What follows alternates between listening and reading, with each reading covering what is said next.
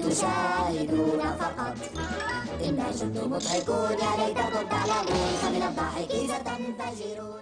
مثل ما تشوفوا هذه الصورة اللي طلعنا فيها، هذه النتيجة النهائية. لو نشوف الصورة كيف كانت معنا قبل، لو تلاحظوا صورة من لا شيء صنعنا شيء. السلام عليكم ورحمة الله، معكم أخوكم عبد الله الأحمد. طبعا معليش الانقطاع الفترة اللي راحت، تقريبا صار لي شهر أو شهر ونص ما نزلت أي شيء في اليوتيوب أو في الانستغرام حتى. شو عندك؟ والله ما عندي شيء، ظروفي فورتنايت بابجي، هاي ظروفي. المهم اليوم عندنا مقطع إن شاء الله راح يعجبكم. كيف راح نقدر نصور صور احترافية عن طريق الجوال، ويعني حتى لو كان جوالك ما في مواصفات، كاميرته صفر، كل شيء يعني ما عندك اي مواصفات، طبعا بدون معدات للتصوير، بدون اي شيء. وطبعا في منكم راح يقول عبد الله انا كاميرا جوالي عادية يعني ما فيها المواصفات. انا اليوم راح استخدم كاميرا ايفون 6. خلونا نشوف شو راح نقدر نطلع بهالكاميرا. طبعا كاميرا هالايفون تقريبا تعتبر عادية بالنسبة للايفونات اللي طلعت. انا اخترت اني اصور فيه عشان نشوف كيف راح نقدر نطلع صورة احترافية باستخدام هالكاميرا اللي هي كاميرا تعتبر عادية. خلونا نشوف شو راح نحتاج حتى نطلع بصورة احترافية. بس لحظة قبل نبدأ، لا تنسى تسوي لايك واشتراك. ان شاء الله راح ندخل 200,000 مشترك ان شاء الله قريب. لا تنسوا تشاركوا القناة والمقاطع اللي بتعجبكم مع اللي بتحبوهم أصدقائكم عشان تعمل فائدة يعني. ويلا نبدأ. طيب أول شيء عشان نصور صور احترافية لازم يكون عندنا ورق أبيض. طبعا أي لون، مو لازم ورق أبيض، على حسب الشيء اللي أنت راح تصوره. ثاني شيء راح نحتاجه أكيد الشيء اللي راح نصوره. أنا عندي علبة عطر، راح أصورها كم صورة، وخلينا نشوف كيف راح نطلع علبة العطر بصورة احترافية. والشيء الثالث اللي راح نحتاجه طبعا إضاءة. الإضاءة اللي راح نستخدمها إضاءة الجوال. طبعا نقدر نستخدم فلاش الجوال، طبعا أغلبنا عندنا جوال ثاني، نقدر نستخدم الفلاش كإضاءة. طبعا الأفضل يكون عندك مصدرين للإضاءة، إضاءة الفلاش وإضاءة خارجية مثلا إضاءة الشمس، أو حتى لو ما عندك إضاءة الشمس نقدر نستخدم إضاءة ثانية. مثل عندي أنا راح أستخدم إضاءة LED عادية. خلونا نشوف كيف راح نطلع بصورة احترافية باستخدام الأشياء. طيب أول شيء راح نشوف الزاوية اللي راح نصور فيها الشيء أو المنتج. راح نحرك العنصر حتى نشوف الزاوية المناسبة يعني للتصوير. طبعا أنت وذوقك، مثلا أنا راح أخليه بهالزاوية. الشيء الثاني راح نشغل إضاءة الفلاش مثل ما قلت. طبعا أنا قاعد أستخدم غير إضاءة الجوال إضاءة التصوير، فراح أقفل الإضاءة عشان نقدر نستخدم فقط إضاءة الفلاش. وخلونا نشوف كيف راح نوزع الإضاءة على العنصر اللي راح نصوره. في شيء مهم، لو نلاحظ إضاءة الفلاش كأنها حادة شوي على المنتج، اللي راح نسويه راح نجيب منديل عادي، راح نخليه على الفلاش مثل ما تشوفوا بهالطريقة. عشان نثبت الجوال نقدر نستخدم كوب، مثل ما قلت ما راح نستخدم أي شيء يخص التصوير، فنقدر نثبت الجوال بهالطريقة. نجيب الكوب ونخلي الجوال داخل الكوب، ونشوف الزاوية اللي راح نخلي الإضاءة منها. فمثلا أنا راح أخلي إضاءة من اليمين وإضاءة من اليسار. الأفضل يكون مثلا من اتجاهين، فمثلا العنصر في الوسط نخلي إضاءة من اليمين وإضاءة من اليسار. وقت الإضاءة الثانية راح نستخدمها راح نخلي بالاتجاه الثاني اللي هو على اليسار. راح نستخدم الكاميرا العادية.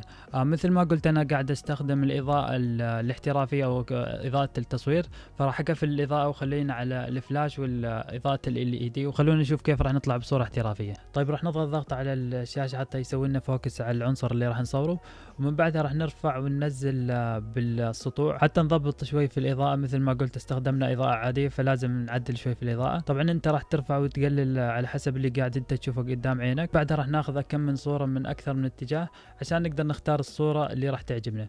طبعا أنصحكم كل ما غيرت الاتجاه تضغط ضغط على العنصر الموجود عندنا حتى يسوي فوكس عليه وتطلع بصورة واضحة وجودة عالية. بعد ما أخذنا الصور راح نعدل شوي بالصور عشان نطلع بصورة احترافية. راح نستخدم هالتطبيق اللي هو سناب سيد، راح تحصلوا رابط التحميل تحت في الوصف للجالكسي وللايفون. ندخل البرنامج راح نضغط ضغط على الشاشة حتى نختار الصور الموجودة عندنا، وراح نختار الصورة اللي أخذناها. طبعا أول ما نختار الصورة راح يجينا تأثيرات جاهزة تقدروا تستخدموها، ممكن تعجبكم.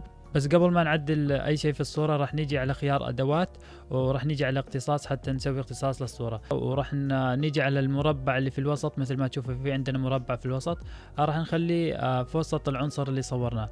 من بعدها راح نضغط على الصح الموجود على اليسار. بعدها راح نروح على خيار ادوات. من خيار ادوات راح نيجي على خيار ضبط الصورة، راح نيجي على هالخيار. من بعدها نقعد نعدل في الصورة. طبعا هذا الخيار راح نعدل فيه براحتك انت وذوقك. تقدر تستخدم نفس الخيارات اللي او نفس التعديل التعديلات اللي انا استخدمتها براحتك وحسب اللي انت قاعد تشوفه بعينك. راح نيجي اول شيء على السطوع، راح نزيد السطوع شوي مثل ما قلت لان استخدمنا اضاءة عادية، فراح يكون عندنا السطوع او الاضاءة خفيفة، راح نزيد الاضاءة شوي، ومن بعدها راح نسحب من فوق لتحت او من تحت لفوق.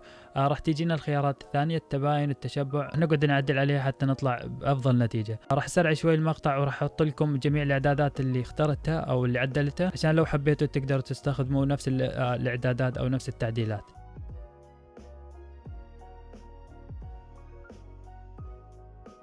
بعد ما ننتهي من التعديلات راح نضغط على الصح الموجود على اليسار، ومن بعدها راح نرد على خيار ادوات، وراح نيجي على خيار التفاصيل. راح ننزل لتحت شوي على خيار زيادة الحدة، راح نزيد هالخيار شوي، ونفس الشيء راح نضغط على الصح الموجود على اليسار. لو نلاحظ في الصورة عندنا الاتجاه اليمين شوي في الظلال او يعني معتم شوي، راح نيجي على خيار ادوات، ومن بعدها راح نيجي على خيار انتقائي، راح نيجي على المكان اللي فيه شوي الإضاءة منخفضة، راح نضغط ضغط عليه وراح نكبر بإصبعنا شوي ونصغر حتى يحدد لنا المكان اللي فيه الإضاءة منخفضة. بعدها راح نسحب لليمين أو اليسار حتى يزيد لنا السطوع شوي.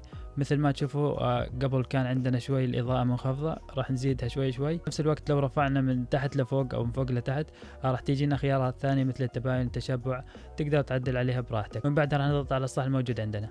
طيب خلونا نشوف الصورة قبل وبعد شو النتيجة اللي طلعنا فيها. مثل ما تشوفوا هذه الصورة اللي طلعنا فيها، هذه النتيجة النهائية. لو نشوف الصورة كيف كانت معنا قبل، لو تلاحظوا صورة من لا شيء صنعنا شيء. طيب هذا هو الشرح، ان شاء الله يكون عجبكم، وان شاء الله راح يكون في شروحات اكثر عن كيف راح نقدر نصور صورة احترافية باستخدام كاميرا الجوال. واخر شيء اللهم صل وسلم وبارك على سيدنا محمد. لا تنسوا اللايك والاشتراك وتفعلوا زر الجرس، واذا عجبكم الشرح لا تنسوا تشاركوا. وفمان الله. يا من حان الوقت لتشاهدون فقط، إن جد مضحكون يا ليتكم تعلمون، فنحن الكهكه كهكه دوما نكهكه، نحن الضاحكون نضحك بجنون.